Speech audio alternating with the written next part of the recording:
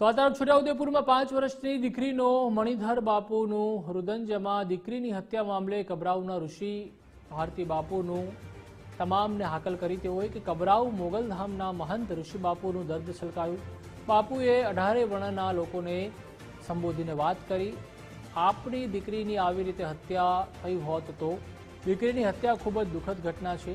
આ રાક્ષસને બરાબરની સજા મળવી જ જોઈએ। રાક્ષસને જાહેરમાં લટકાવો, ગોળી મારી દો। દીકરી ગુમાવવાનો દર્દ જેણે ગુમાવી હોય તેને જ ખબર પડે તેવું બાપુએ જણાવ્યું। દીકરીની હત્યા મુદ્દે બાપુ ખૂબ જ રોષે ભરાયા હતા અને પોતાનું દુઃખ પણ વ્યક્ત કર્યું હતું અને જણાવ્યું હતું કે આ જે માણસના અવતારમાં રાક્ષસ છે તેને બરાબરની સજા થવી જોઈએ, તેને ફાંસીએ લટકાવી દેવો જોઈએ, ગોળી મારી દેવી જોઈએ તેવા આકરા શબ્દોનો ઉપયોગ ઋષિ બાપુએ કર્યો હતો। અને ખાસ જેણે દીકરી ગુમાવી છે તેનું દર્દ જેણે ગુમાવ્યું હોય તે જ જાણી શકે તેવું પણ બાપુએ જણાવ્યું હતું। તો છોટાઉદેપુરમાં જે 5 વર્ષની દીકરીની હત્યા કરવામાં આવી હતી તેના ઉપર કબરાઉના ઋષિ બાપુએ પ્રતિક્રિયા આપી હતી।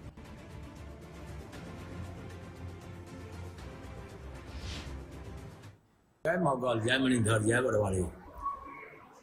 कच्छ काठियावाड़ गुजरात नहीं तो आखा भारत ने को વધારે વરાણ જે 5 વર્ષની દીકરીની જે હત્યા થઈ છે, જેનું મર્ડર થઈ ગયું છે, ખૂન થઈ ગયું છે, એ 18 વરણ આ જગ્યાએ તમારી દીકરી હોત, બેન હોત, માં હોત કે આપણું સંતાન હોત તો કેમ થાત?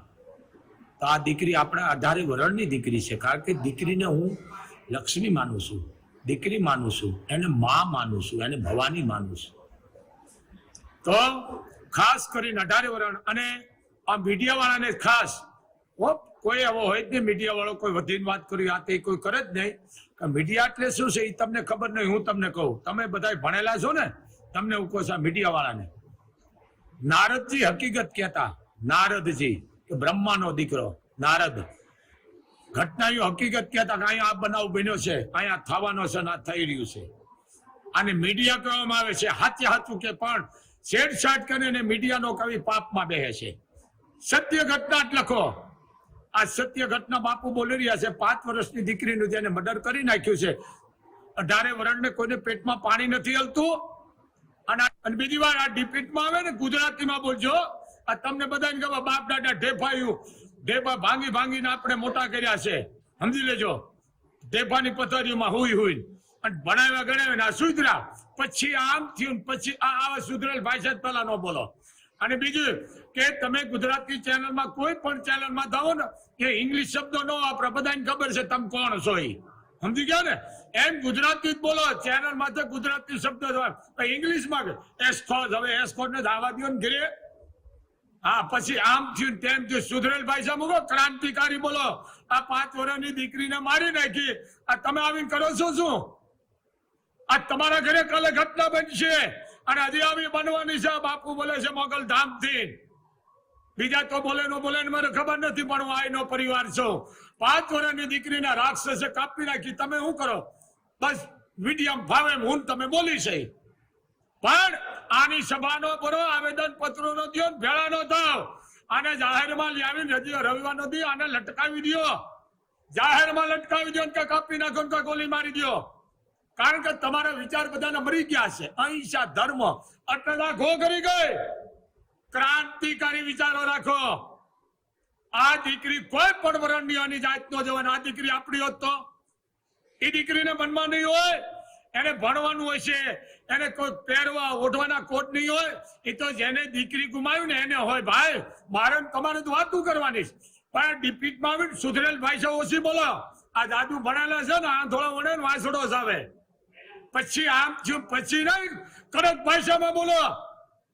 એક દીકરીને મારી નાખી છે, હત્યા કરી છે રાક્ષસના પેટના એ, અને રવિવારનો દી જાહેરમાં ઉડાડી નાખો, ફાંસી દઈ દો। લાઈવ વિડીયોમાં જેથી આવા બીજા બનાવ અટકે, જોકે અટકવાના જ નથી, અમે તો રાડું પાડીને મરી જવાના। પણ આ સિંહાસને બેઠા પછી અમારે કોઈના બાપની તોલેદારી રાખવાની ન હોય, સત્ય બોલવાનું હોય। એમ ક્રાંતિકારી જરી વિચારો બોલો, એટલે દબાતા બોલતા સુધરેલા।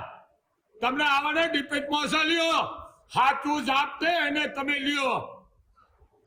જરીક સમજો, આ દીકરીને મારી નાખી ઓલા રાક્ષસના પેટના એ વિધિ માટે આ તમે ભારતની નારીનું સન્માન ક્યાં તમે નેફામાં રાખ્યું? નારી તું નારાયણ નારાયણ નથી રહી. 5 વર્ષની દીકરી જો કાપી નાખતો નારાયણની નથી રહી. આ રાક્ષસોનો ખાતમા બોલાવો અને જે કઈ બેન દીકરીની ઇજ્જત લૂંટી છે, બેન દીકરીની જિંદગીમાં એને જેલમાં મારી નાખો. એક બાપુનો આદેશ, બીજા બોલે ન બોલે ખબર નથી, પણ હું બોલું છું. આને મારી નખાય. તમને ખબર આ પૂરત કેવો દેશ છે? પેલું પાણી આવ્યું હતું કે 20-25 દાડા ગુનો કર્યો, બધાને ફાંસીએ લટકાવી દીધા. બોલો, આપણે તો છે જ નહીં. પણ સરકારનો આદેશ છે, હું કહું વિનંતી અમે ન કરી, આનો આદેશ છે. સરકારનો આદેશ છે કે એવી તમે એક જાતની ક્રાઇમ બનાવો. ક્રાઇમ તાલુકા કે જિલ્લાવાર ક્રાઇમ બનાવીને આવા હકીકત હોય, પ્રૂફ થઈ જાય, મૌખિક નહીં, વિડીયો પ્રૂફ થઈ ગયો એટલે જાહેરમાં લટકાવી દો કે ગોળી મારી દો. હજી આ બનવાનો છે. આ બાપુનો અવાજ તમને તાર માઠો લાગશે. થોડાક દી જવા દો, હાથથી ભયંકર બનવાની પરિસ્થિતિ. કારણ તમે મૂકી દઈ છે એને. હું તમે એક વેદના, આ વેદના બોલે છે બાપુની. આ વિડીયો સાંભળી તમારેથી થાય નહીં તો કાંઈ નહીં, તો કમસે કમ એને મારી તો નાખો. સજામાં કાંઈ નહીં મળે, અને મારી નખાય એટલે જેલું વધારાની બનાવવાની બંધ થઈ જાય અને આવા ગુનેગાર ઓછા થાય. આ એક બાપુનો આદેશ છે. મીડિયા વાળાને પણ આદેશ છે. તમામ મીડિયામાં પણ આ બાપુનો અવાજ જવો દો. કારણ કે તમારી દીકરી છે, મારી છે, 18 વર્ષની છે. જરીક ન્યાય કરો. સારા શબ્દો વાપરશો તોય વડવાળી તમને વાંધો નહીં આવવા દે. એક દીકરીની હત્યા કરી છે. જય મોગલ, જય મણિધર, જય વડવાળી.